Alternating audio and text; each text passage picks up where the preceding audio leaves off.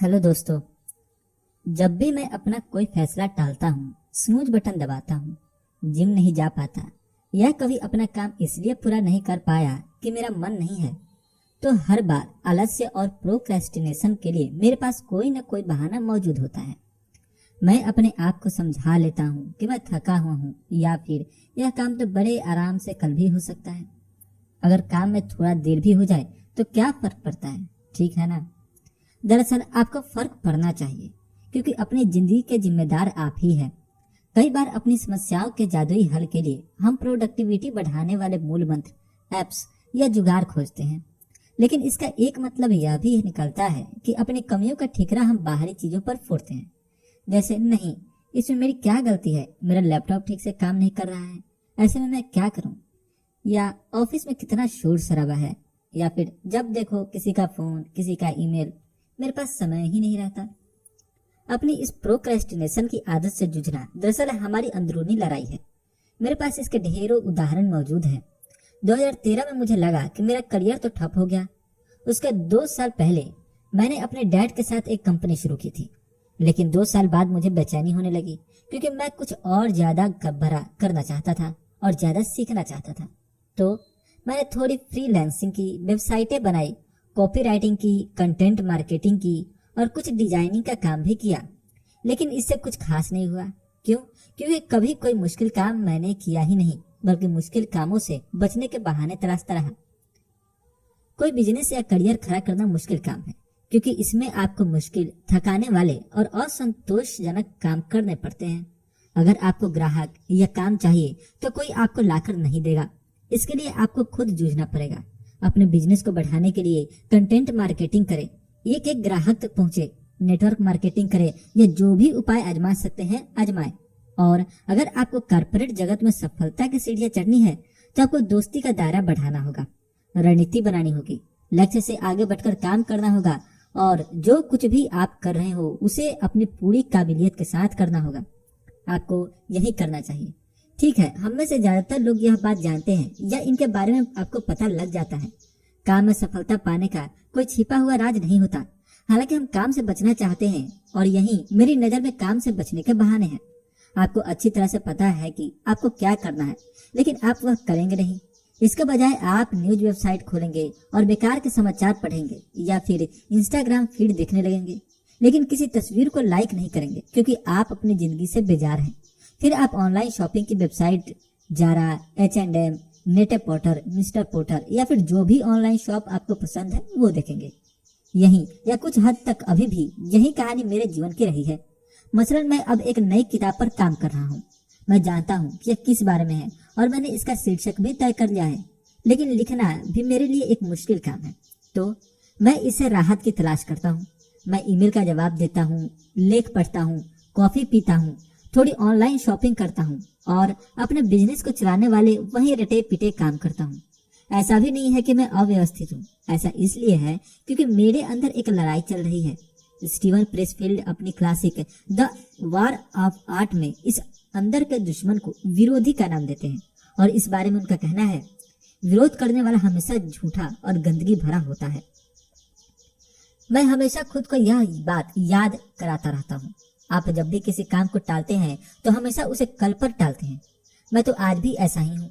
मैं सोचता हूँ कि हम सभी बनावटी ऐसे ही हैं। आज के मुझ में और 3 साल पहले के मुझ में आया अंतर बहुत साधारण सा है।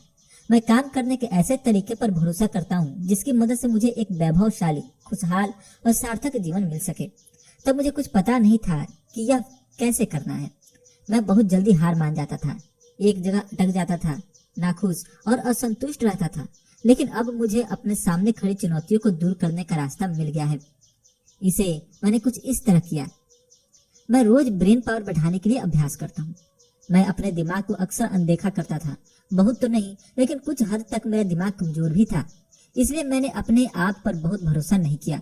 ऐसा इसलिए नहीं था कि मेरे पास आवश्यक कौशल नहीं थे, बल्कि ऐसा इसलिए था क्योंकि मैंने चीजों को जानने समझने के लिए अपनी क्षमता पर भरोसा नहीं किया। इसलिए मैंने सुख, दुख, व्यवहारिकता और सचेतन जैसी उन अवधारणाओं के बारे में पढ़ना शुरू किया जिनसे अपने विचारों को नियंत्रित करने और मानसिक दृढ़ता को बेहतर बनाने में मदद मिले। मैं अपने विचारों का गुलाम नहीं बनना चाहता हूँ, बल्कि इसका उल्टा चाहता हूँ। मैं रोज शारीरिक व्यायाम करता हूँ। मैं जिस दिन व्यायाम नहीं करता उस दिन बेचैन महसूस करता हूँ, फोकस नहीं कर पाता, एनर्जी और विश्वास की कमी महसूस होती है। रोज शरीर और दिमाग की कसरत की मदद से मैं किसी भी परिस्थिति का सामना करने के लिए खुद को तैयार करता हूँ। मैंने यह सीखा है कि जीवन की जंग जीतने के पहले प्रोक्रेस्टिनेशन से छुटकारा पाना जरूरी है। सैनिक भी किसी प्रशिक्षण के बिना युद्ध लड़ने नहीं जाते, है ना? इसलिए शरीर और दिमाग को हमेशा सही रखें। रोजमर्रा की कुछ नियमित आदतों से मैं अपने जीवन को नियंत्रित करता हूँ। मैं डायरी लिखता हूँ, पढ़ता हूँ, दैनिक प्राथमिकताओं का निर्धारण करता हूँ और बेकार की जानकारियां नहीं लेता। मैं सुनिश्चित करता हूँ कि मैं रोज अपने दोस्तों और परिवार के लोगों के साथ बातचीत करूँ। इंसान का इंसान से जुड़ाव बहुत जरूरी है, इससे मुझे मजबूती मिलती है। मैं जिंदगी से बहुत बड़ी बड़ी अपेक्षाएं नहीं रखता, बस हर दिन मेरे लिए आनंद का उत्सव है, उसके आगे कभी नहीं देखता। मेरे पास हमेशा उन छोटे से छोटे महत्वपूर्ण कामों की सूची होती है जिन्हें मुझे पूरा करना है। उदाहरण के तौर पर नई किताब को ही ले। मैं अक्सर मुश्किल चीजें जैसे बैठकर लिखने से बचता हूँ, इसलिए अपने आप को समझा लेता हूँ कि आज का दिन अच्छा नहीं है। लेकिन मुझे जब भी ऐसे विचार आते हैं, मैं अपने छोटे छोटे कामों की सूची को खोल लेता हूँ और उनमें से किसी एक पर काम करना शुरू कर देता हूँ। संदेश पहुंचाने के लिए मैं द साइंस ऑफ परसुएशन का अध्ययन और अभ्यास करता हूँ। मेरे गुरु ने मुझे समझाया था, तुम दुनिया के सबसे अच्छे लेखक और शिक्षक हो सकते हो, लेकिन अगर तुम्हें कोई नहीं जानता तो फिर इसका कोई फायदा नहीं है। द साइंस ऑफ परसुएशन बेहतर लेख, cover letter, website copy, email आदि लिखने में मदद करता है। निसंदेह इन सबका आधार बनाने में बहुत समय लगता है और बहुत कुछ करना पड़ता है, लेकिन यह कोई जादू नहीं है। हालांकि एक वैभवशाली जीवन जीना आसान नहीं है। यह निश्चित रूप से प्रौद्योगिकी या नुस्खों के बारे में नहीं है। यह आपके जीवन, करियर और बिजनेस के निर्माण के लिए एक टिकाऊ तंत्र विकसित करने के बारे में है। एक वैभवशाली जीवन जीने के लिए आपका तंत्र क्या है? वह जो भी हो, इस पर आज काम करें, कल नहीं। जब मैं फोकस नहीं कर पाता तो क्या करूं? क्या अपना काम करने के लिए आपको जूझना पड़ता है? क्या लगातार आ रहे नोटिफिकेशंस, फालतू की गपबाजी और अचानक आने वाली किसी चीज से आपका ध्यान भटकता है? तब तो इस मामले में आप और मैं एक जैसे हैं, क्योंकि काम के दौरान किसी एक चीज पर फोकस करना बहुत कठिन होता है। किसी न किसी वजह से हमेशा आपके काम में व्यवधान आता रहता है, ठीक है ना?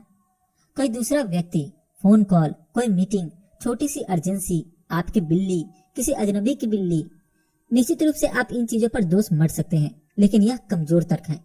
आप और मैं दोनों इस बात को अच्छी तरह जानते हैं कि इनमें से कुछ भी आपकी अनुमति के बिना आपके काम में बाधा नहीं डाल सकते। इसका मतलब यह है कि जब भी आप अपने काम पर फोकस नहीं कर पाते तो आप किसी व्यक्ति को या किसी चीज को अपने दिमाग में दाखिल होने की अनुमति दे रहे होते हैं। यह अनुचित है ना? इन व्यवधानों को मैं इसी तरह से देखता हूँ। इसके साथ ही मैं यह भी मानता हूँ कि मैं हर समय अपने काम पर फोकस नहीं कर पाता। कभी कभी छोड़ भी देता हूँ, जो कि ठीक नहीं है। गप्पे मारकर, दिन में 4 से 40 बार इंस्टाग्राम देखकर, 50 बार यूट्यूब के वीडियो देखकर और नकारात्मक समाचार पढ़कर किसी को कोई फायदा नहीं हो सकता। इसलिए अपना फोकस बढ़ाने के लिए आप क्या कर सकते हैं? ये वो 2 चीजें हैं जो मैं हमेशा करता हूँ जब मैं जरूरी चीजों पर फोकस नहीं कर पाता। पहला, बुरे विचारों पर ध्यान न दें। प्रत्येक दिन हम चीजें इकट्ठी करते जाते हैं। मैं केवल उन चीजों की बात नहीं कर रहा जो आप रोज खरीदते हैं, जैसे कपड़े, रसोई का सामान, गृह सज्जा की चीजें, खिलौने, गैजेट्स या कुछ और। हम विचार इकट्ठा करते हैं। इसके बारे में कभी आपने सोचा है? बहुत सारे विचारों का हमारा सामना होता है, जिनमें से कुछ को हम अपना लेते हैं, अपना बना लेते हैं। उदाहरण के लिए, कई लोगों ने मुझसे और अधिक यूट्यूब वीडियो बनाने का आग्रह किया। मेरे परिवार, मित्र, पाठक, छात्र सभी के पास कुछ न कुछ सलाह या विचार है और वे मदद करना चाहते हैं। इसी तरह मैं भी अपने विचार दूसरों के साथ साझा करता हूँ। विचार इस बारे में कि कैसे आप अपनी जिंदगी, करियर, व्यवसाय या रिश्ते को बेहतर बनाएं। और इसमें कुछ गलत भी नहीं है। समस्या तो तब होगी जब आप लोगों से मिलने वाली सलाह एवं विचारों को छानकर अलग नहीं कर पाएंगे। तो जब लोगों ने मुझसे कहा कि मुझे YouTube वीडियो बनाने चाहिए, तो मैंने मन में सोचा, YouTube वीडियो बनाने चाहिए मुझे। पिछले 6 महीनों से मैं इसके बारे में सोच रहा था। इसकी रणनीति बनाने में भी मैंने काफी समय खर्च किया। मेरा वीडियो किस बारे में होगा, मैं इन्हें कहाँ रिकॉर्ड करूंगा, कैसे इनका संपादन करूंगा, कौन सा संगीत इस्तेमाल करूंगा, इस पर मैंने बहुत काम किया था। और हाल ही में मैंने एक वीडियो रिलीज भी किया। केवल एक समस्या थी, यह मेरा बहुत अधिक ध्यान और समय लेता था। इसका परिणाम यह हुआ कि मैं लेखन, पॉडकास्टिंग और नए पाठ्यक्रम बनाने पर कम ध्यान दे पाता था। और यही वे काम है जिन्हें मैं करना चाहता था। मैंने ब्लॉग एक कारण से शुरू किया। मुझे लिखना पसंद है और मैं अच्छा लिख लेता हूँ, इसलिए यूट्यूब वीडियो बनाने के मुकाबले जिसे मैं उतना अच्छा नहीं हूँ, यह काम आसान है। साथ ही मैं लेख, पुस्तकें और अपने ऑनलाइन कोर्सेज के लिए लिखना बहुत पसंद करता हूँ। जब काम करना मुश्किल हो जाता है तो मैं इसकी परवाह नहीं करता, लेकिन जब मैं यूट्यूब वीडियो पर काम कर रहा होता हूँ तो बहुत हताश हो जाता हूँ और इससे मेरा ध्यान और काम प्रभावित होता है। जब ध्यान न लग रहा हो तो मैं क्या करता हूँ? मैंने अपने आप से यह सवाल पूछा। अपनी जिंदगी को आसान बनाने के लिए मैं किसे या किन चीजों को हटा दूं जिससे ध्यान लगाना आसान हो सके? इस मामले में मैंने YouTube से अपना ध्यान हटा लिया। छोड़ देना या हटा लेना एक रणनीति है जिसे मैं अपने जीवन के कई मामलों में इस्तेमाल करता हूँ। हम सालों साल बहुत सारा अनावश्यक बोझ इकट्ठा करते रहते हैं जिन्हें हटाने की जरूरत होती है। विचार, परियोजनाएं, कार्य, उद्देश्य और भी बहुत कुछ। अगर आप यह पाते हैं कि आपको ध्यान देने के लिए संघर्ष करना पड़ रहा है तो यह रणनीति अपनाएं। अपने जीवन को इतना सरल बनाएं जैसे कि यह जीवन दायनी हवा हो और हमें इसमें ईमानदारी बरतनी होगी। कौन ऐसी जिंदगी जीना चाहता है जो असंभव हो? जीवन में पहले से ही बहुत मुश्किलें हैं, इसे और कठिन मत बनाइए। दूसरी, पिछली सफलताओं के बारे में सोचें। पिछली सफलताओं और खुशियों के बारे में सोचने से हमारी तंत्र कोशिकाओं से निकलने वाले एक रसायन सेरोटोनिन का अचानक एक्शन होता है। सेरोटोनिन आपके शरीर के हर एक अंग को प्रभावित करने वाला रसायन है।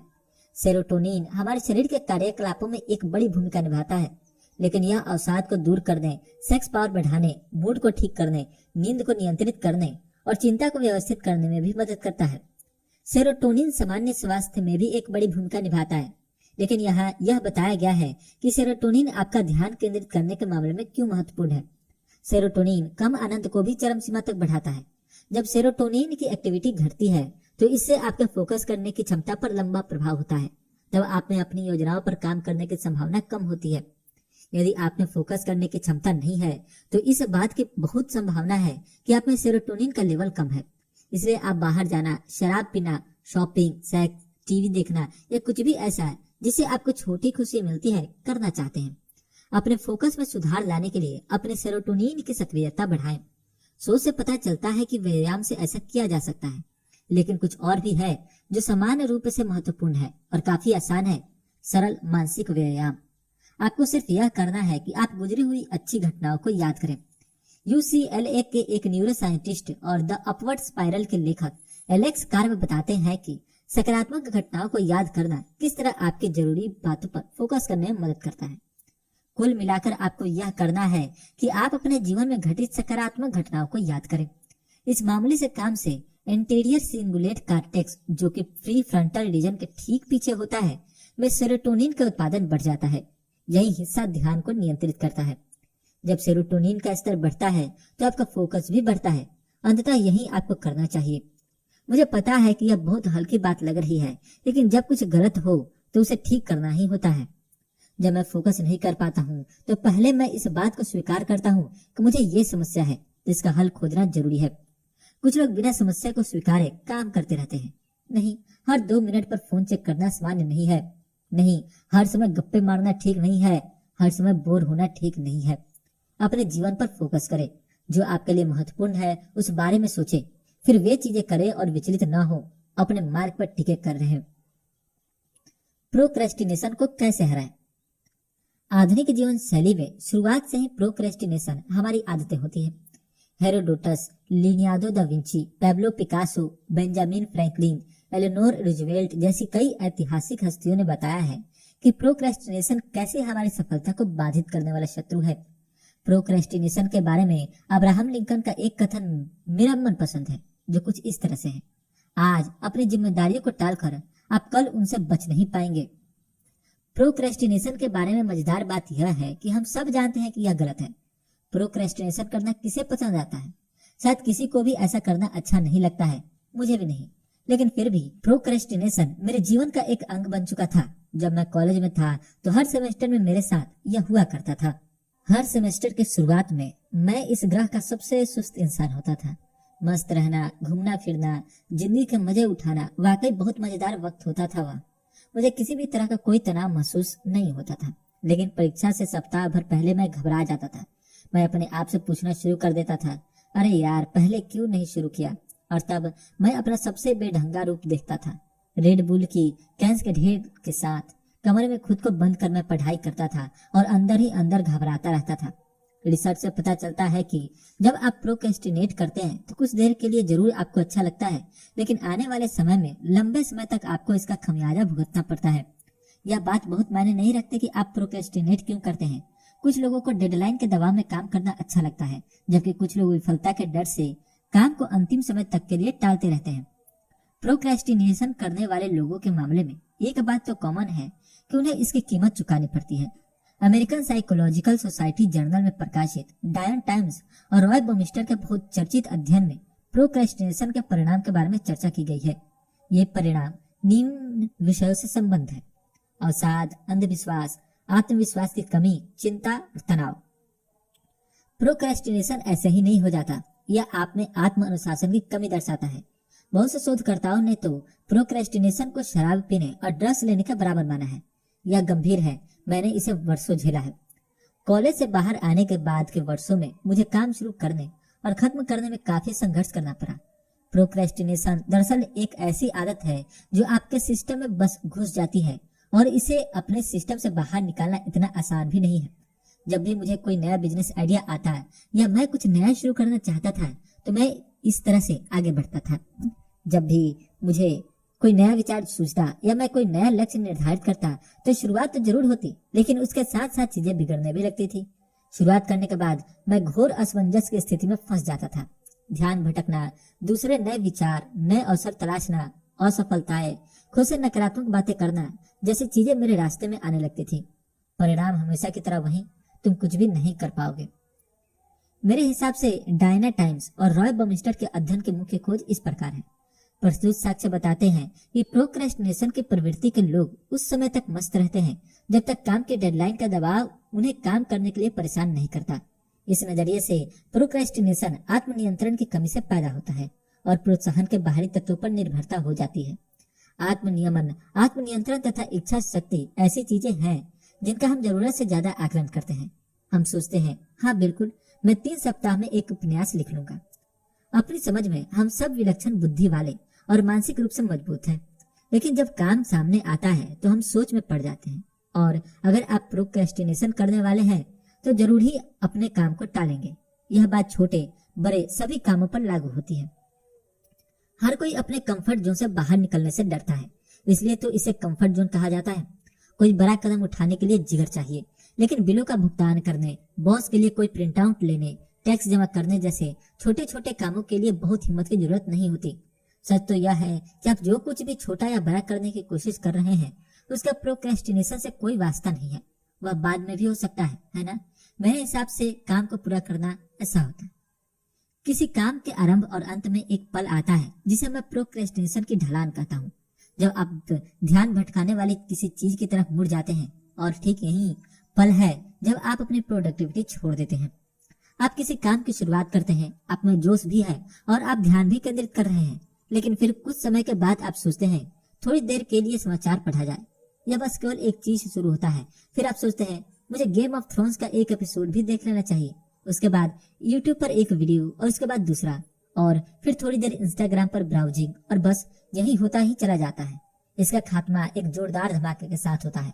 मैं अंतिम बार अपना समय बर्बाद कर रहा हूँ। हाँ, सचमुच इच्छा शक्ति काम नहीं करती, व्यवस्था काम करती है। काम करने के लिए आपको सचमुच व्यवस्थित होने की जरूरत होती है। बहुत से लोग रूटीन, सिस्टम, फ्रेमवर्क जैसी चीजों से दूर भागते हैं क्योंकि उन्हें आजादी चाहिए। आपको मायूस करते हुए मुझे थोड़ी तकलीफ हो रही है, लेकिन यह बात सही है कि आपकी आजादी ही आपके दुश्मन है। अगर आप सही तरीके से काम करना चाहते हैं तो उसके लिए आपको नियम कानून का पालन करना होगा। इस मामले में ऐसी कौन सी चीजें हैं जो रिसर्च में प्रभावी साबित हुई है? जवाबदेही, थोड़े थोड़े अंतराल पर काम करना, रोज 30 मिनट की कसरत, पौष्टिक आहार, मन पर नियंत्रण और सबसे महत्वपूर्ण आपका आंतरिक उत्साह। अगर आप प्रोडक्टिविटी हासिल करने वाले सही तरीकों को आपस में एक साथ जोड़ सके तो आपके पास प्रोडक्टिविटी देने वाला एक सिस्टम बन जाता है। डेडलाइन से तत्कालिकता पैदा होती है, जवाबदेही से जिम्मेदारी, अंतराल के साथ काम करने से आपका फोकस बनता है, कसरत करने से आपको अधिक ऊर्जा मिलती है और स्वास्थ्यप्रद भोजन से भी। इसी तरह भटकाव को दूर करने से लालसा दूर होती है। लेकिन अगर आप में आंतरिक उत्साह नहीं है तो ऐसे में कोई सिस्टम आपकी मदद नहीं कर सकता। लोग इस छोटी सी बात को बहुत उलझा देते हैं, लेकिन यह अपने आप में बहुत ही सरल है। आप जो करते हैं वो क्यों करते हैं? अगर आपको यह समझ में नहीं आ रहा है तो अपने से कुछ समझ लें। अगर आप जानते हैं कि आप जो कुछ भी कर रहे हैं उसे क्यों कर रहे हैं, तो फिर सबसे ज्यादा चिड़चिड़ाहट पैदा करने वाले काम भी बर्दाश्त करने लायक हो जाएंगे और यह कुल मिलाकर एक बड़ी तस्वीर का हिस्सा बनेगा। इसलिए अब किसी काम में कूदने पड़ने से पहले एक कदम पीछे हटें, फिर सोचे कि जो कुछ भी आप कर रहे हैं उसे क्यों कर रहे हैं, और फिर अपने उस सिस्टम पर भरोसा कर आगे बढ़े जिससे काम करने में मदद मिलती है। यह कोई रॉकेट साइंस नहीं है, बस साइंस है। समय की बर्बादी कैसे रोकें और व्यक्तिगत प्रभावशीलता कैसे बढ़ाएं? मैं प्रोडक्टिविटी बढ़ाने पर इतनी रिसर्च क्यों करता हूँ? इसका कारण बहुत सरल सा है। मेरा मानना है कि प्रगतिशील जीवन एक खुशहाल जीवन के बराबर है। यही नहीं, आप आम लोगों से अधिक प्रोडक्टिव हैं तो आप अपने करियर में उनसे कहीं अधिक तेज रफ्तार से आगे बढ़ेंगे। आप ज्यादा सीखेंगे, अधिक से अधिक काम कर सकेंगे और परिणाम स्वरूप अधिक से अधिक हासिल भी कर सकेंगे। और जब मैं प्रोडक्टिविटी के बारे में बात करता हूँ तो दरअसल यह बात प्रभावशीलता के बारे में होती है, क्योंकि प्रोडक्टिविटी का मतलब यह नहीं कि आप सही चीजें करें। प्रोडक्टिविटी का मतलब बस यह होता है कि आपने बहुत सारा काम कर लिया है, लेकिन यह बहुत सारा काम सार्थकहीन हो तो वह कोई मायने नहीं रखता। जबकि प्रभावशीलता का मतलब होता है जो भी करें सही करें। और अगर आप अपने काम को अच्छे से करना चाहते हैं, पैसे कमाना चाहते हैं, एक सार्थक जीवन जीना चाहते हैं या कोई कौशल सीखना चाहते हैं, तो उन सब चीजों में प्रभावशीलता ही मायने रखती है। अन्यथा आप बस गोल गोल घूमते ही रह जाएंगे। देखने में तो लगेगा कि आप बहुत व्यस्त हैं, लेकिन आप कुछ भी सार्थक हासिल नहीं कर पाएंगे। दूसरे शब्दों में, बेमतलब के कार्य करना बहुत आसान है, परंतु ऐसे काम आपको अपना उद्देश्य पाने में कोई मदद नहीं करते। परिणाम ही सबसे अधिक मायने रखते हैं। व्यवहार में इसका मतलब यह है, भले ही आप हर सप्ताह 50 घंटे काम कर रहे हैं, लेकिन यदि आपका कोई निजी, भावनात्मक या वित्तीय विकास नहीं हो रहा है तो फिर आप कार्यकुशल नहीं है। लोग अक्सर मुझसे पूछते हैं मैं कहाँ से शुरुआत करूं?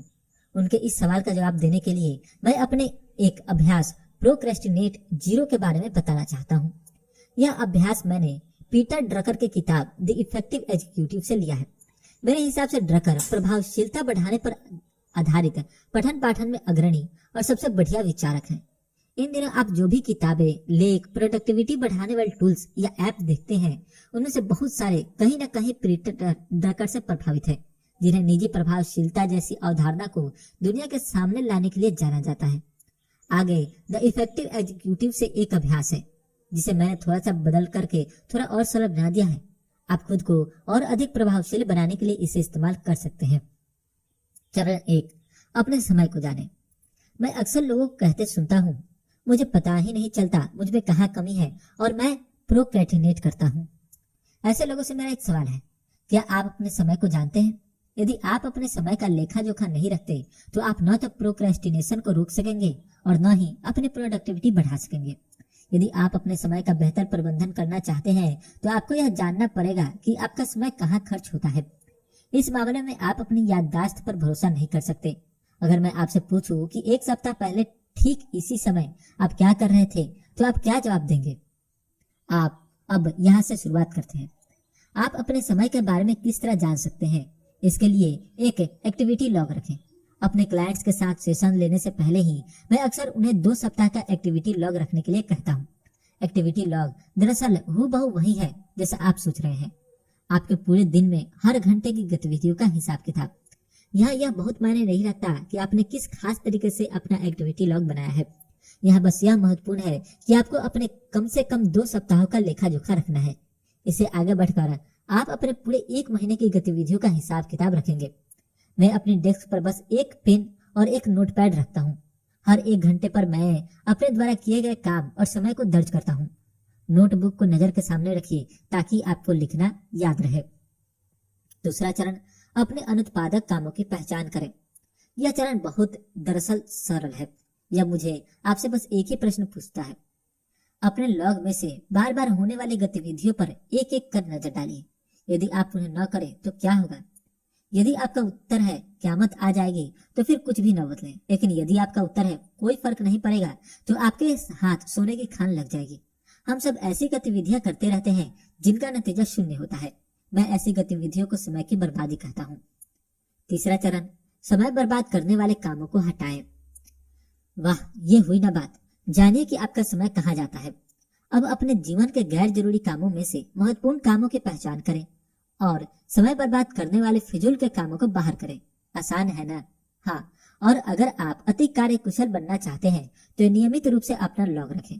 आपको पूरे वर्ष भर 365 दिनों का लॉग रखने की जरूरत नहीं है। इसके बदले आप पूरे साल 2 भागों में 2-3 सप्ताहों का हिसाब किताब रखें। अपने समय का लेखा जोखा रखने और समय की बर्बादी करने वाले कामों की पहचान करने के लिए इतना काफी है। इस सरल से अभ्यास का एक और लाभ यह है कि इससे आपको अपने डेली रूटीन के बारे में सोचने का मौका मिलता है। अक्सर ही हम समय की बर्बादी करने वाली गतिविधियां शुरू कर देते हैं और फिर वे हमारी आदतें बन जाती है। अगर आप उनके बारे में जागरूक नहीं है तो फिर उन बुरी आदतों को छोड़ना मुश्किल हो सकता है। प्रोडक्टिविटी बढ़ाने के मामले में मुझे यह अभ्यास सबसे असरदार चीजों में से एक लगता है, इसलिए बस अभी शुरू करें। आपका एक्टिविटी लॉग शायद कुछ इस तरह दिखेगा। समय लिखें। टाइम लॉग रखने के विषय पर आधारित डीडीएस फारूक का लेख पढ़ा और अपने टाइम लॉग रखने की शुरुआत की। समय लिखें। अपना मोबाइल फोन बंद किया और अपने काम पर वापस आ गया, आप जो भी कर रहे हो। फिर समय लिखें। न्यूज ब्राउजिंग की, फेसबुक, इंस्टाग्राम और यूट्यूब के वीडियो देखे। अपने आप के साथ ईमानदार बने। हम सभी उठपटांग काम करते रहते हैं। बहुत अच्छे, मुझे खुशी है कि आपने शुरुआत तो कर दी। अब इसे अगले 2 सप्ताह तक जारी रखें। अनप्रोडक्टिव लोगों की वे आदतें जिनका अनुसरण आप नहीं करना चाहेंगे। मैं प्रोडक्टिविटी बढ़ाने के बारे में इसलिए इतना पढ़ता हूँ क्योंकि मैं खुद एक अनप्रोडक्टिव व्यक्ति हूँ। यह सही है, मैं सचमुच ऐसा ही हूँ। मैं बहुत सोता हूँ, मैं बहुत बातें करता हूँ, मैं बहुत अधिक पढ़ता हूँ, मैं पूरे दिन संगीत सुनता रहता हूँ, फिल्में देखता रहता हूँ और ऐसे गैजेट खरीदता हूँ जो मुझे ज़ोंबी बना देते हैं। लेकिन अगर यह मेरी प्रोडक्टिविटी से संबंधित नहीं होता तो मैं ऐसा कुछ भी नहीं करता। मैं शायद यह लेख भी नहीं लिखता। अगर आप सोशल मीडिया ब्राउज करेंगे तो आपको केवल सृजनशील लोग ही दिखेंगे जो स्वस्थ है और धनी भी है। लेकिन क्या सच में ऐसा है? मुझे नहीं पता। मुझे बस इतना पता है, आप 24 घंटे 7 दिन सृजनशील नहीं बने रह सकते और प्रोडक्टिविटी के एक बड़े भाग का संबंध बेकार की आदतों से पीछे छुड़ाना भी है। अब हम इसके बाद 10 ऐसी अनप्रोडक्टिव आदतों के बारे में बात करेंगे जिन्हें मैंने कम करना या दूर हटाना सीख लिया है। क्या आप में भी ऐसी कुछ आदतें हैं? चिंता करने की जरूरत नहीं है। हम सब कभी कभी अनप्रोडक्टिव हो ही जाते हैं। लेकिन अगर आपके पास ऐसी 5 या उससे अधिक आदतें हैं तो उन्हें बदलने का समय आ गया है। एक बात तो पक्की है, कोई भी अनप्रोडक्टिव नहीं बनना चाहता। हद से अधिक काम करना। मैं कभी कभी लगातार 12 से 13 घंटे काम करता रहता हूँ। ब्रेक भी लेता हूँ तो केवल कसरत करने और खाना खाने के लिए, और यह कुछ दिनों तक जारी रहता है। लेकिन कुछ दिनों के बाद जब सब कुछ चौपट हो जाता है मुझे तकलीफ होने लगती है। मैं अपना काम नहीं कर पाता। दरअसल उस स्थिति में अपना काम करने का मन भी नहीं करता। यह कोई अच्छी बात तो है नहीं। इसलिए मैंने अपने काम के घंटों का हिसाब किताब रखना सीखा। हेमिंगवे ने ऐसा करने की कोशिश तब की थी जब वे कामयाबी के शिखर पर थे। मेरा भी वही लक्ष्य है, लेकिन ऐसा करना आसान भी नहीं है क्योंकि हमें हर चीज बहुत जल्दी और बस अभी चाहिए होती है। इसलिए खुद को, अपने काम को और अपनी डेडलाइन को जाने। क्या आपकी कोई डेडलाइन नहीं है तो इसे हल्के में मत लीजिए, क्योंकि अपने तनाव भरे दिनों के लिए आपको डेडलाइन की जरूरत पड़ेगी। और सबसे महत्वपूर्ण बात है, धैर्य रखें। क्या होगा अगर मैं दिवालिया होगा? क्या होगा अगर मेरी नौकरी चली गई तो? क्या होगा अगर मेरी प्रेमिका मुझसे प्यार नहीं करेगी तो? क्या होगा अगर मुझे कैंसर हो गया तो? क्या होगा अगर मेरा प्लेन क्रैश हो गया तो? अभी तक आप उस शुतुरमुर्ग की तरह हैं जिसने अपना सिर रेत में घुसा रखा है। आप खुद में इतना खोए हुए हैं कि आपको यह दिखाई नहीं दे रहा है कि आपका सोचने का तरीका स्व केंद्रित है। आपकी सोच बस मैं तक सिमटी हुई है। मैं इस बारे में सब कुछ जानता हूँ। ये सारे उदाहरण मेरे अपने निजी जीवन के लिए हैं। मैं क्या होगा अगर वाली सोच का सरताज हुआ करता था। लेकिन फिर मुझे समझ में आया, अगर आप इस पल में मरने नहीं जा रहे हैं, इसलिए खुद को इस सोच से बाहर करें और चिंता करना छोड़ दें। कुछ उपयोगी काम करें। मुझे पता है यह इतना आसान नहीं है, लेकिन फिर भी आप यह तो सीख सकते हैं कि चिंता करना कैसे छोड़ा जाए। हर समय विभिन्न लोगों से मिलते जुलते हैं।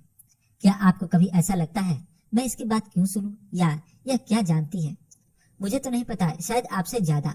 हमें तब तक पता नहीं होता जब तक हम दूसरों की बात नहीं सुनते। लेकिन अगर आपको यह लगे कि आप ही दुनिया में सर्वोत्तम है तो आप लोगों को कभी मौका नहीं देंगे। मुझे लगता है कि हर कोई जिद्दी होता है, कोई हद से ज्यादा तो कोई थोड़ा सा। मुझे शायद यह जरूर कहना चाहिए कि जिद भी एक अच्छी बात है। निंदकों की बातों पर कान न धरना या लोग क्या कह रहे हैं इसकी परवाह न करना, यह एक तरह से अच्छा ही है। लेकिन रिश्तों के मामले में जिद परेशानी ला सकती है। इस तरह की जिद ठीक नहीं है, और ऐसा इसलिए है क्योंकि आपका पूरा जीवन ही रिश्तों पर टिका है और आपका करियर भी। इसलिए यदि आप दूसरों के साथ काम करने से इनकार करते हैं तो आप उन सबको नुकसान पहुंचाते हैं जो इस काम से जुड़े हैं। यह हमेशा याद रखें। मैं खुद को अक्सर याद कराता रहता हूँ कि जिद बुरी भी हो सकती है, और कभी कभी तो इतनी बुरी कि मैं अपनी ही बात नहीं सुनता, मगर मैं इसमें सुधार लाने की कोशिश करता रहता हूँ। हमेशा चेक करते रहना। क्या कर रहे हैं? मैं बस फेसबुक चेक कर रहा था। आप क्या चेक कर रहे हैं? ईमेल, TMZ, CNN, NBA, क्या? चेक करना कोई उपयोगी चीज नहीं है। यह एक प्रक्रिया हो सकती है, मगर सही मायनों में यह कोई एक्शन नहीं है। जब मैंने ब्लॉग लिखना शुरू किया तो मैं हमेशा इससे जुड़े अपने आंकड़े यूं ही देखा करता था। फिर मैंने इस बात पर विचार किया कि ऐसे चेक करते रहने का क्या परिणाम है। कुछ भी नहीं, आप बस जानकारी लेते जाते रहते हैं। इसलिए मैंने अपनी इस चेकिंग को न्यूनतम कर दिया है।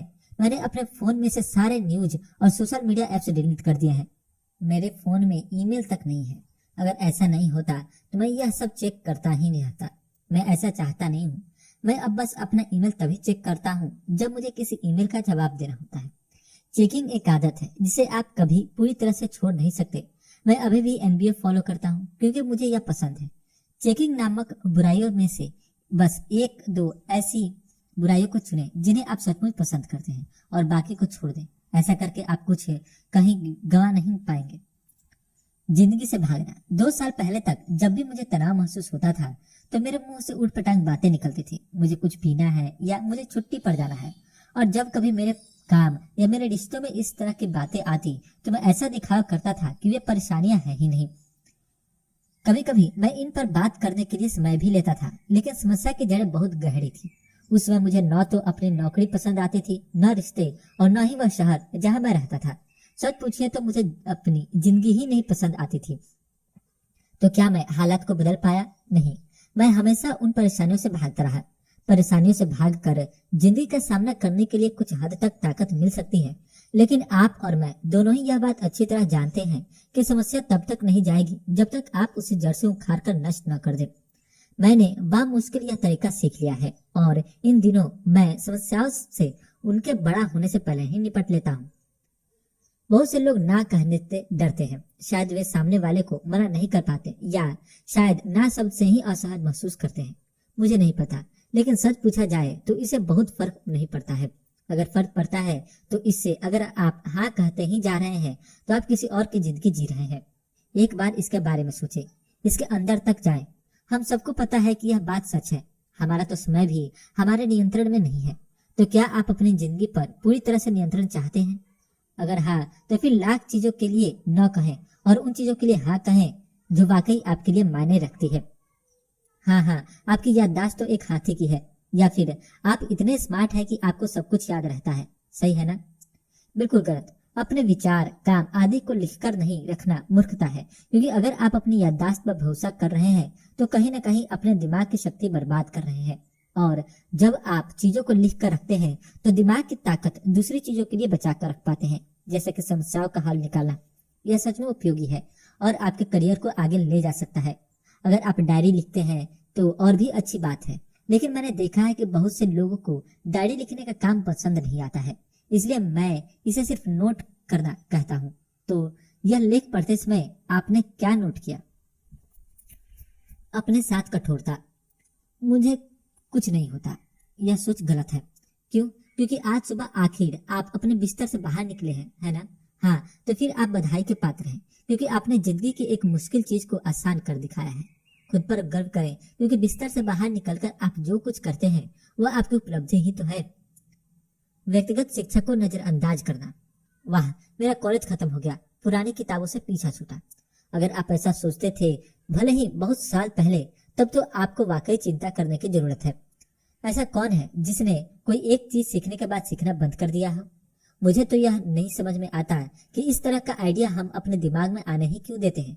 मुझे ऐसा लगता था कि स्कूल से बाहर निकलने के बाद सीखने का सिलसिला बंद हो जाता है, लेकिन सच्चाई यह है, सीखना रुकने से आपकी जिंदगी भी रुक जाती है। इसलिए अपने आप पर ध्यान दें, कुछ नया सीखें, किताबें पढ़ें, कोई कोर्स ले, वीडियो देखें। यह सीखना सिखाना घर से करें या बाहर जाकर, इससे कोई फर्क नहीं पड़ता। बस नई नई चीजें सीखते रहें, क्योंकि सीखना ही मायने रखता है। इससे आप ज्यादा प्रोडक्टिव बनेंगे और जिंदगी जीने के लिए अपने आप में जोश भी महसूस कर पाएंगे। नियम कानूनों से कन्नी काटना, यह सबसे अच्छा बिंदु मैंने अंत के लिए बचा कर रखा था। अधिकांश लोगों को नियम कानूनों से चिढ़ होती है, सही कहा ना मैंने। और इस चीज की शुरुआत हमारे बचपन में ही हो जाती है। मुझे यह क्यों करना है, मुझे वह क्यों करना है, क्योंकि तुम्हारे लिए यही अच्छा है, इसलिए तुम बड़े अजीब बच्चे हो। लेकिन वयस्क होने पर हमारे सामने कोई और नियम कानून नहीं होते। सरकार द्वारा बनाए गए नियम कानून के अलावा आप समझ ही गए होंगे मैं किस बारे में बात कर रहा हूँ। नियम कानून बेकार है, मेरा हमेशा यही मानना रहा।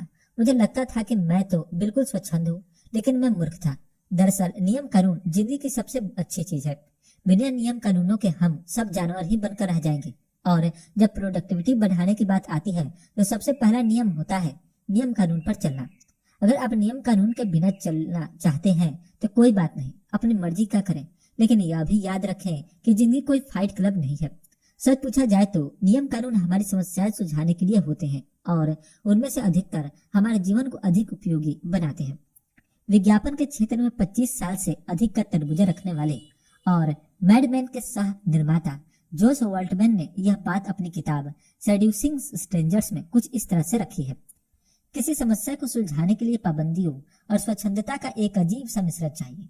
जब कभी मुझे यह सुनने को मिलता है मजे करो या फिर कुछ लीक से हटकर सोचो, तो अपने तजुर्बे से मैं समझ जाता हूँ कि चीजें कुछ इस तरह का मोड़ लेने वाली है कि समय की बहुत बर्बादी होगी। खुशखबरी, आप ही नियम कानून बनाते हैं। उदाहरण के लिए मेरा एक निजी नियम है, कभी शिकायत मत करो। एक और नियम है, रोज पढ़ो और कसरत करो। और यह भी कि हर शाम को दिन का अंत अगले दिन की प्राथमिकताएं तय करने के साथ करो। जब आप प्रोडक्टिविटी संबंधी अपने सारे नियमों को एक साथ जोड़ते हैं तो एक सिस्टम बन जाता है।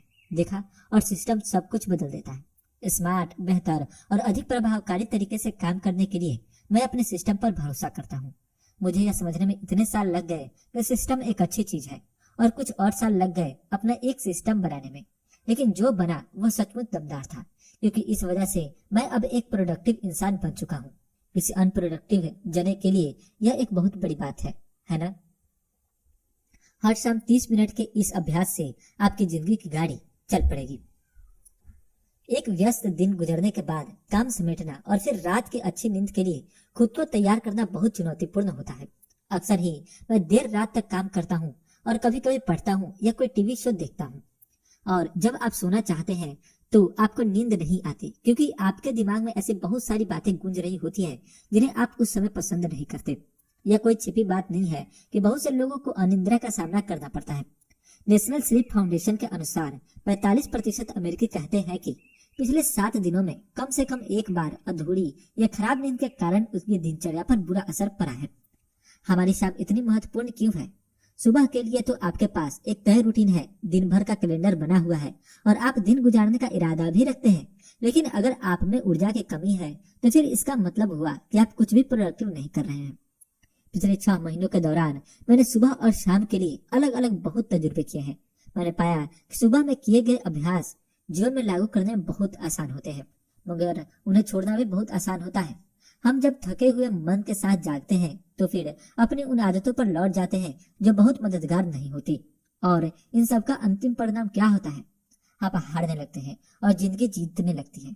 आप फोकस नहीं बना पाते, कंट्रोल नहीं रख पाते, उत्तेजित हो जाते हैं और कुल मिलाकर खुश नहीं रह पाते। इसलिए मैंने शाम के लिए एक ऐसा अभ्यास निकाला है जो हमें उस बहुप्रतीक्षित आराम के लिए तैयार करता है जिसे हम सब जानते हैं, 7 से 9 घंटे की नींद। लेकिन जिंदगी हमेशा उस ढंग से आगे नहीं बढ़ती और हम सब अपना सामान्य विवेक भी इसके लिए इस्तेमाल नहीं करते। लेकिन मैंने पाया कि शाम के अभ्यास का पालन करके मैंने अपनी शामों में और फिर इसके आगे जीवन में निरंतरता प्राप्त की। शून्य से लेकर 10 मिनट दिन का समापन करें।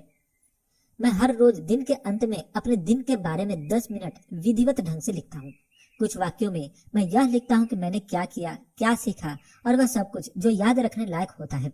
यह आसान सा अभ्यास मुझे इन चीजों के लिए मदद करता है। पहला, अपने किए हुए काम को याद रखना।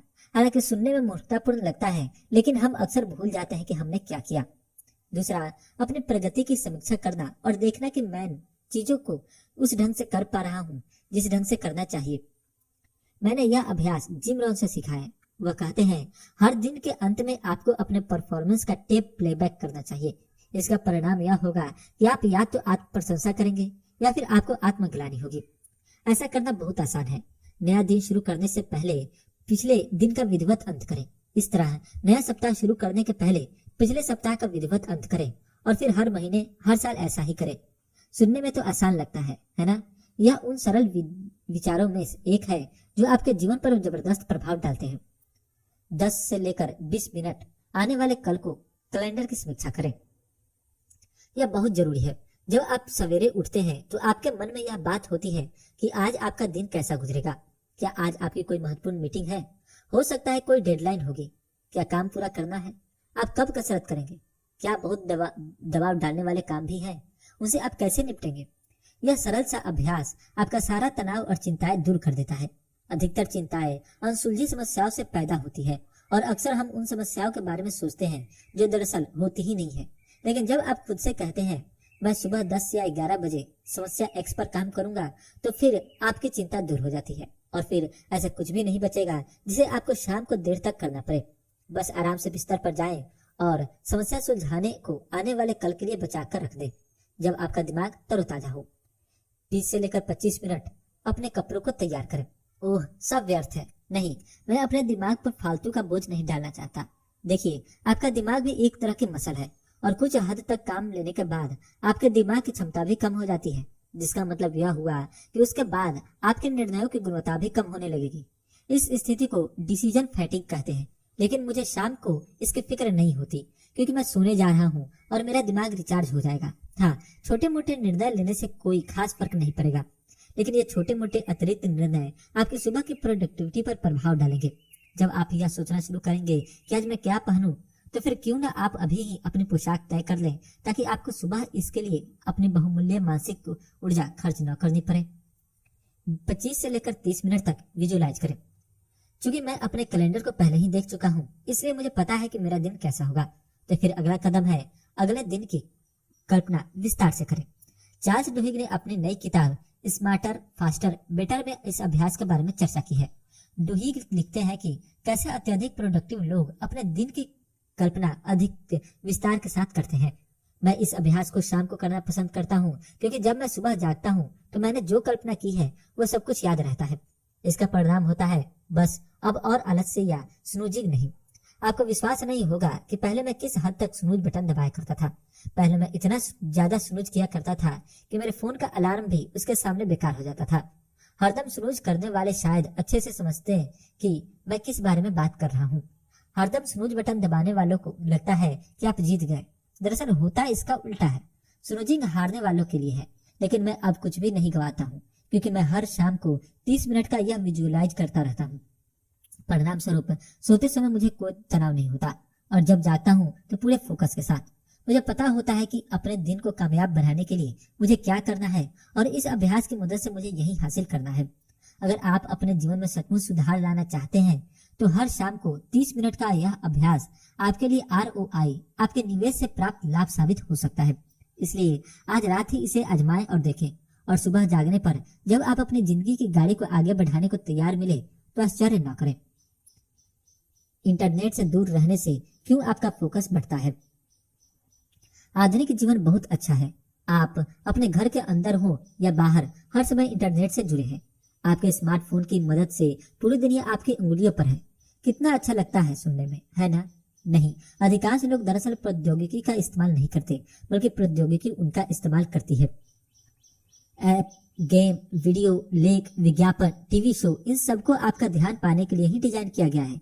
इसलिए आपको पता भी नहीं चलता कि हर सप्ताह इन चीजों पर आप अनगिनत घंटे बर्बाद कर रहे हैं। आपका ध्यान हर जगह है लेकिन सही जगह पर नहीं। हर जगह मौजूद होने का मतलब है कहीं भी मौजूद नहीं होना।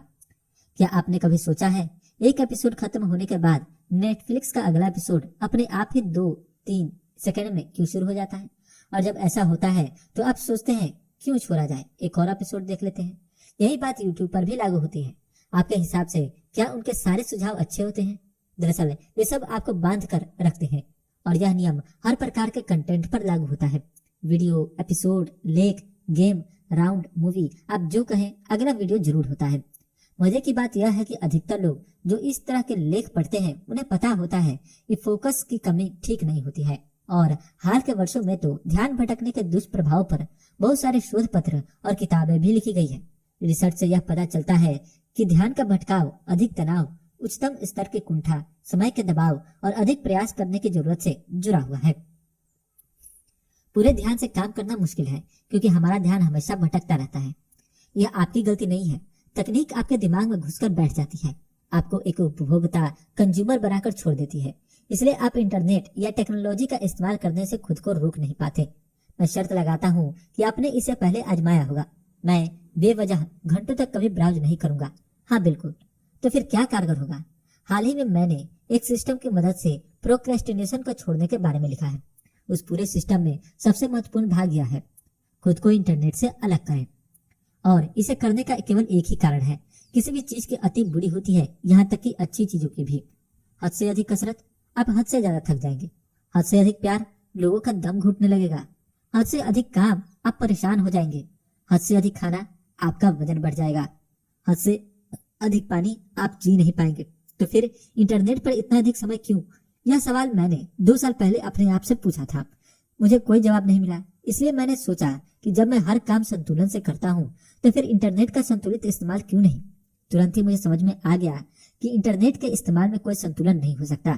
यह बस बुफे जैसा है जिसमें खाने की कोई सीमा नहीं होती है और आप जब अच्छे से ठूंस लेंगे तो फिर आत्मग्लानि आपको जिंदा ही खाना शुरू कर देगी। ठीक ही ऐसा ही कुछ इंटरनेट के इस्तेमाल के मामले में भी है। यह ललचाता है, संतुष्टि देता है और हर जगह उपलब्ध भी है। आप जहाँ भी जा रहे हैं यह आपके साथ साथ है, यूट्यूब, व्हाट्सएप, फेसबुक, स्नैपचैट आदि। लेकिन मुझे तो मेरे काम में व्यवधान डालने वाली चीजों को दूर हटाना है। हालांकि यह भी देखना है कि मैं एक वैरागी के रूप में अपना जीवन गुजारना नहीं चाहता हूँ। इसलिए मुझे कोई बीच का रास्ता निकालना था जो कारगर हो। मैंने पाया कि इंटरनेट को लेकर मेरे रवैये में थोड़े से बदलाव से काम बन सकता है। मैं हमेशा कनेक्टेड से हमेशा डिस्कनेक्टेड हो गया। व्यवहार में यह कुछ ऐसे है, फोन पर वाईफाई और मोबाइल डेटा हमेशा बंद रहते हैं। मैं इन्हें तभी चालू करता हूँ जब मुझे जरूरत होती है। लैपटॉप पर काम करते समय मैं सेल्फ कंट्रोल नाम के एक ऐप इस्तेमाल करता हूँ। यह ऐप व्यवधान डालने वाली साइटों को ब्लॉक कर देता है। इसका यह फायदा होता है कि मेरे एवरनोट, डेवन, ऑफिस 365 जैसे ऐप कनेक्टेड रहते हैं, जिससे क्लाउड पर मेरा काम सेव होता रहता है। हमेशा जुड़े रहना आपके फोकस और उत्पादकता के लिए अच्छी चीज नहीं है। यह बस वैसा ही है कि आप जिम जाते हैं या डिनर पर जाते हैं या अपने पार्टनर के साथ आपकी रोमांटिक डेट होती है। ये सब चीजें आप दिन में 24 घंटे नहीं करते, बल्कि केवल 30 मिनट या 1 घंटा या कुछ घंटों के लिए करते हैं। इन चीजों की अति कहीं से भी अच्छी नहीं होती। इंटरनेट से अलग रहने के अद्भुत परिणाम सामने आए हैं।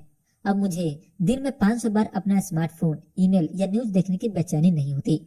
आपको ऐसा लगता है कि आप कहीं कुछ भी मिस नहीं कर रहे हैं। इससे आपके जीवन में शांति आती है। अब मेरे दिन मुझे बहुत कुछ देकर जाते हैं। मैं पहले से ज्यादा काम कर पाता हूँ, कम व्यवधान महसूस करता हूँ और मेरे पास उन चीजों के लिए अधिक समय है जो मुझे खुशी देती है। अब दिन के अंत में इंटरनेट बस एक टूल होता है। हालांकि हमें से कुछ लोगों को लगता है कि यह सब कुछ है, लेकिन फिर भी मुझे पूरा विश्वास है कि अब से आने वाले कुछ सालों में मैं पीछे मुड़कर नहीं देखूंगा और न ही यह अफसोस करूंगा कि मैंने इंटरनेट पर पर्याप्त समय नहीं गुजारा। आप क्या कल्पना कर सकते हैं? आप मृत्यु शैया पर हैं और अपने परिवार से यह कह रहे हैं। मुझे खुशी है कि मैंने यूट्यूब पर बहुत सारे फॉल कंपाइलेशन देखे हैं, है ना? आप शायद पीछे मुड़कर देखेंगे और अपने उस समय में जाएंगे जो आपने अपने परिवार और दोस्तों के साथ गुजारा है, या फिर उन समय को दोहराएंगे जब आप ट्रेवल कर रहे थे, या फिर उस समय को जब आपका काम आपको बहुत खुशी देता था। इसलिए इंटरनेट के बारे में गलतफहमी छोड़िए। यह आपको कुंठा के अलावा और कुछ नहीं दे रहा है। और यह लेख पढ़ने के बाद बिल्कुल नाता तोड़ दीजिए। शुरुआत में तो आपको विड्रॉल जैसा कुछ लक्षण दिखाई देंगे, जैसे कि अपने फोन को 100 बार उठाना या फिर अपने कीबोर्ड पर F की बार बार दबाना। लेकिन मैं आपसे वादा करता हूँ कि डिस्कनेक्ट होने से आपको ज्यादा हासिल करने में मदद मिलेगी, और जिंदगी इसी का नाम है। क्यों ज्यादातर लोग प्रोक्रेस्टिनेट करते हैं? अपने जीवन के एक बड़े हिस्से में मैं प्रोक्रेस्टिनेशन करने का आदी रहा हूँ।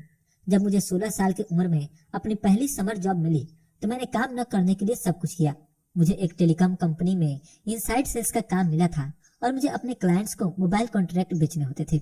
उस कंपनी का एक ऐसा सॉफ्टवेयर था कि एक कॉल खत्म होने के बाद अपने आप ही दूसरे क्लाइंट्स को कॉल लगती थी। इस तरह मैं पूरे दिन फोन पर ही लगा रहता था, लेकिन मैंने इससे बचने का एक तरीका खोज निकाला। हर कॉल के बाद मुझे सिस्टम पर अपनी एक्टिविटी का लॉग तैयार करना होता था। कुछ इस तरह, क्लाइंट्स को दिलचस्पी है तो, लेकिन उसे अपने पोते से पूछना पड़ेगा। हाँ, मैंने उसे बहुत सारे बुजुर्गों को बेचा, पर मुझे कोई गर्व नहीं है। एक पेशेवर आलसी की तरह मैं अपने कॉल्स का लंबा लंबा सारांश तैयार करने में समय निकालने लगा। जब मेरे मैनेजर ने हर रोज इतनी कम लोगों का कारण पूछा तो मैंने उससे कहा, अगर टीम के लोग क्लाइंट्स को कॉल करें तो पता लगेगा कि उसे अपने पोते से भी बात करनी थी। यह अपने आप में महत्वपूर्ण जानकारी है ना? मैंने अगली कॉल को टालने के लिए सब कुछ किया। मैंने अपनी यूनिवर्सिटी में पढ़ाई के दिनों में मार्केटिंग में मास्टर्स डिग्री के दौरान भी खूब प्रोक्रेस्टिनेट किया। एग्जाम के लिए कोई भी असाइनमेंट पूरा करना हो या पढ़ाई करनी हो, मैं हमेशा लास्ट मिनट तक वेट करता था। ग्रेजुएशन के बाद एक फ्रीलांस मार्केटिंग कंसल्टेंट के रूप में भी मैंने खूब प्रोक्रेस्टिनेट किया। इस बार मैंने खुद को यह बताया, मैं रिसर्च कर रहा हूँ। मैं समझ नहीं पाता था कि मैं हमेशा चीजों को आखिरी पल के लिए क्यों बचा कर रखता था। मुझे लगता था कि ऐसा करना मेरे चरित्र का अंग है, और मेरे कई दोस्त भी ऐसे ही थे। वे कहते थे, कौन काम करना चाहता है, चलो बियर हो जाए। मेरा मानना था, काम ऐसी चीज है जिसे करना आप पसंद नहीं करते, आप इसे बस इसलिए करते हैं कि आपको पैसे और स्टेटस की जरूरत है। दुख की बात यह है कि हम में से बहुत से लोग इसे ही सच मान लेते हैं। अच्छी बात यह है कि इस साल मेरे प्रोक्रेस्टिनेशन करने वाला रवैया बदल गया। यह कोई जादुई कायाकल्प या सॉफ्टवेयर नहीं था जिसने मुझे प्रोडक्टिविटी की मशीन में बदल दिया। अब मैं पहले से ज्यादा प्रोडक्टिव हूँ और फोकस कर पाता हूँ, और पहले की तुलना में मैं अपने कामों से अधिक संतुष्ट हूँ। क्या आप इसका रहस्य जानना चाहते हैं? मैं अंततः वह कह रहा हूँ जो मुझे बेहद पसंद है। बस इतनी सी बात है, काम बिल्कुल भी बुरा नहीं होता। मुझे लिखना पसंद है, इसलिए मैं सप्ताह के 7 दिन यह काम करता हूँ। मुझे अपने पहले वाली नौकरी या बिजनेस पसंद नहीं थे, और यह भी पक्की बात है, मुझे वो क्लासेज बिल्कुल अच्छी नहीं लगती थी जिनमें मुझे कोई दिलचस्पी नहीं थी। पहले मुझे लगता था कि मैं प्रोक्रेस्टिनेशन इसलिए करता हूँ क्योंकि मेरा टाइम मैनेजमेंट बहुत खराब है। इसलिए मैंने प्रोडक्टिविटी बढ़ाने के सारे नुस्खे, सिस्टम, सॉफ्टवेयर आजमाए, लेकिन सार्थक काम करने के मामले में वे सब के सब बेकार थे। अगर आप सच में अपना काम करना चाहते हैं तो वही करें जो आपके लिए महत्वपूर्ण है। प्रोडक्टिविटी बढ़ाने के विषय पर बहुत बात होती है, और अक्सर लोग समय प्रबंधन के कौशल को ही समाधान समझ बैठते हैं। एक तरह से टाइम मैनेजमेंट तेज रफ्तार से पढ़ने की याद दिलाता है। हमें से बहुत से लोग बहुत कम समय में और वह भी तेज रफ्तार से अधिक किताबें पढ़ना चाहते हैं। लेकिन क्यों? मुझे तो किताबें पढ़ने से आनंद मिलता है, और मैं किताबें पढ़ने पर कम नहीं बल्कि ज्यादा समय देना चाहता हूँ। ऐसा लगता है कि हम असली काम से बचते हैं और सिर्फ परिणामों पर ही फोकस करते हैं। यह तो the obstacle is the way के लेखक रॉयन हॉलिडे के तेज रफ्तार से पढ़ने पर आधारित लेख जैसा है, जिसमें वह कहते हैं, अगर आपको लगता है कि आप किसी किताब को बहुत तेजी से पढ़ना चाहते हैं तो फिर आपको खुद से पूछना चाहिए कि क्या यह किताब वाकई अच्छी है। जिंदगी इतनी बड़ी भी नहीं है कि आप उन किताबों को भी पढ़ डालें जिन्हें पढ़कर आपको मजा न आता हो। मुझे लगता है कि रॉयन का यह कथन आपको अपने जीवन और करियर दोनों पर आजमाना चाहिए। जिंदगी इतनी बड़ी नहीं है कि आप ऐसे काम करें जिन्हें करने में आपको आनंद न आता हो। इस बात से कोई फर्क नहीं पड़ता कि उत्पादकता बढ़ाने के लिए आपको कौन कौन से नुस्खे आजमाए हैं। अगर अपने काम को लेकर आप में जुनून न हो तो आप अधिक परिणाम नहीं दे सकेंगे। अगर आप लगातार प्रोक्रेस्टिनेशन कर रहे हैं तो आप फिर खुद को पूछना चाहिए, क्या अपने काम को लेकर मुझ में जुनून है? अगर उत्तर न है तो फिर आपको पता है कि आपको क्या करना है। कुछ ऐसा खोजना है जिसको लेकर आप में इतना जुनून हो कि आप उसे 1 सेकंड के लिए भी नहीं टालें। हम सबको पता है कि समय सीमित है, तो फिर उसी हिसाब से काम क्यों न करें। अगर आप जानते हैं कि पृथ्वी पर आपका समय बहुत सीमित है तो फिर उसे बर्बाद क्यों करें। हम सभी समय की कमी की गंभीर रूप से शिकायत करते हैं, मगर फिर भी हमारे पास इतना समय होता है जिसका इस्तेमाल करना हमें पता होता है। हमारा जीवन या तो कुछ भी नहीं करने में खर्च होता है, या अपने उद्देश्य के लिए कुछ न करने में, या फिर उन कामों को नहीं करने में जो हमें करना चाहिए। हमें शिकायत रहती है कि हमारे पास बहुत कम दिन है, जबकि हम बिहेव ऐसे करते हैं जैसे कि हम उन दिनों का कभी अंत ही नहीं होगा। मैं इस बात में विश्वास करता हूँ कि आपको जिस चीज का जुनून है उसे ही करें, लेकिन मैं इस बात में भी विश्वास रखता हूँ कि आप जिस भी चीज में अच्छे हैं उसे करें। आपका स्वीट स्पॉट ठीक बीचों बीच है उस एक ऐसा काम जिसे आप प्यार भी करते हैं और जिसमें आप अच्छे भी हैं। I will teach you to be rich के लेखक रमित सेठी कहते हैं, काम और जुनून साथ साथ चलते हैं। उनका कहना है कि जब हम अपने काम में वाकई बहुत अच्छे हो जाते हैं तो अक्सर वही हमारा जुनून बन जाता है। मैं यह नहीं कह रहा कि प्रोडक्टिविटी बढ़ाने के नुस्खे बेकार होते हैं। दरअसल मैंने तो प्रोडक्टिविटी को बढ़ाने के कुछ नुस्खों के बारे में लिखा भी है जिनसे मेरे परिणाम बढ़े हैं। मैं तो यह कह रहा हूँ कि प्रोक्रेस्टिनेशन का सबसे अच्छा समाधान है सार्थक काम, और प्रोक्रेस्टिनेशन एक संकेत है कि आप जो कुछ भी कर रहे हैं वह सार्थक नहीं है। प्रोक्रेस्टिनेशन को अपनी आदत न बनने दे। आखिरकार सबसे बुरे प्रोक्रेस्टिनेशन का मतलब है अपने सपनों और लक्ष्यों को टालना। अगर आप सही समय का इंतजार कर रहे हैं तो इस मामले में बेंजामिन फ्रैंकलिन कहते हैं, आप देर कर सकते हैं लेकिन समय नहीं रुकेगा। अगर आप मेरी बात सुनना नहीं चाहते तो उनकी बात तो सुनिए। यह पुरानी आदत आपका फोकस बहुत बढ़ा देगी। अपने बचपन से ही मुझे बहुत सी चीजों की चिंता लगी रहती थी। मेरे पसंदीदा विषय थे पैसा, स्वास्थ्य और मेरा भविष्य। चिंता करने के लिए आपका मनपसंद विषय क्या है? और हाँ, यह न कहे कि आप कभी चिंता नहीं करते या आपको कभी डर नहीं लगता, क्योंकि यदि आपका डर 0 है तो इसका मतलब हुआ कि आप एक रोबोट हैं। हम सबका समय उन चीजों के बारे में सोचने में गुजरता है जो कभी होती ही नहीं है, क्योंकि यही डर है। 16वीं सदी के दार्शनिक मिशेल डी मोंटेन ने इस बारे में कहा है, मेरी जीवन उन भयानक मुश्किलों से भरा पड़ा है जिनमें से अधिकांश कभी हुई ही नहीं। हम सब जानते समझते हैं कि डर हमें परेशानियों से बचाने के लिए होता है, लेकिन आधुनिक विश्व में ऐसा कुछ भी नहीं रहा।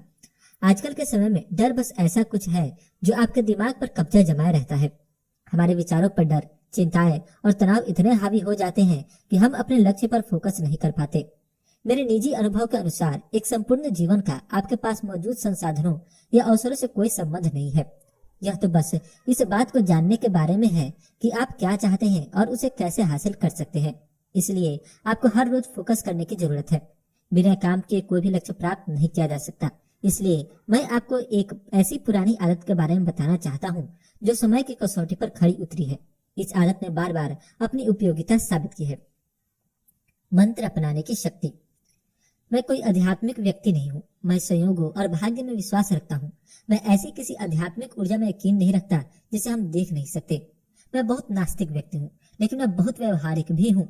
मैं उस पर विश्वास रखता हूँ जो कारगर है। इसलिए मैं कभी धर्म या आध्यात्मिकता को चुनौती नहीं देता, क्योंकि यह लाखों लोगों के लिए काम करती है। दरअसल मैं धर्म, संस्कृति और लोगों की विभिन्न प्रकार की आस्थाओं का अध्ययन करता हूँ, और एक चीज जो मैंने धर्म से सीखी है वह यह है कि मूल तंत्र भी बेहद उपयोगी होता है।